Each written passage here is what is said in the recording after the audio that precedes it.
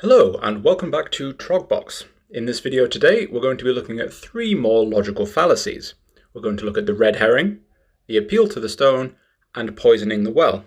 So as always, no nonsense, let's go.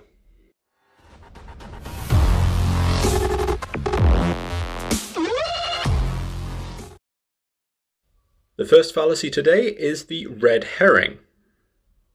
Detail before the House of Commons. I note you're not answering the question whether you threatened to overrule him. The important aspect of this, which it's very clear to bear in mind... I'm sorry, I'm going to be frightfully rude, but... Yes, you can... I'm sorry. It's a quite straight yes or no. Question and I would give you an answer. Did you threaten to overrule him? I discussed this matter with Derek Lewis. I gave him the benefit of my opinion. I gave him the benefit of my opinion in strong language. But I did not instruct him because I was not entitled to instruct him. I was entitled to express my opinion, and that is what I did. With respect, that is not answering the question of whether you threatened to overrule. A red herring is essentially a diversionary tactic used so as to avoid engaging with the topic or question at hand.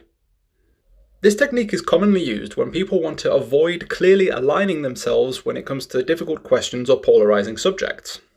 The trick with red herrings is that the answer given will be just closely enough related to the topic so as to appear irrelevant, when in actuality it isn't. For example, let's say Stephen is asked what the government plan to do with regard to a shortfall in funding for schools. A typical red herring reply could be something like, "Well, it's an important thing, the future of our children. I believe that children are our future, so their education is very important to me."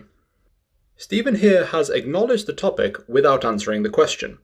Whether or not their education is important to Stephen is irrelevant, but his saying so gives the impression that the government intends to do something about the funding shortfall. And that's the function of a red herring, to try and avoid the question asked while creating the impression that it has been answered. Next up is the appeal to the stone fallacy. What's that, Victor? My character is undefined? That's absurd. Appeal to the stone, or argumentum ad lapidem in Latin, takes its name from a famous exchange between philosopher Bishop George Berkeley and the writer Dr. Samuel Johnson. The pair were discussing immaterialism, which is the notion that nothing exists outside of our minds. Johnson disagreed with Berkeley's immaterialist stance, but rather than offer an explanation, he simply exclaimed, "I refute it thus," and kicked a stone. Presumably, it was Johnson's intention by kicking the stone to show that it did indeed exist outside of his mind. The problem with his demonstration is that it doesn't actually refute Bishop Berkeley's argument, it only dismisses it. And that is what an appeal to the stone is. It's a dismissal of an assertion, statement, position, or idea as wrong, absurd, or otherwise incorrect without providing an argument for how that is so. This type of argument is often used by those who hold objectively indefensible views, or by those who wish to assert their opinions or subjective beliefs as though they were fact. The final fallacy for this video is poisoning the well. I love being home in this place where Ann and I were raised, where both of us were born.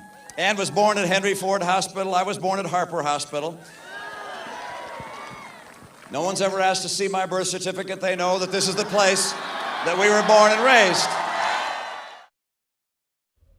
Poisoning the well is a subcategory of ad hominem. By seeking to poison the well, the speaker aims to discredit an opponent by appealing to irrelevant information about them. For example, the speaker may state, "My opponent has a criminal record," and present this information with the implication that therefore anything their opponent says should be discounted.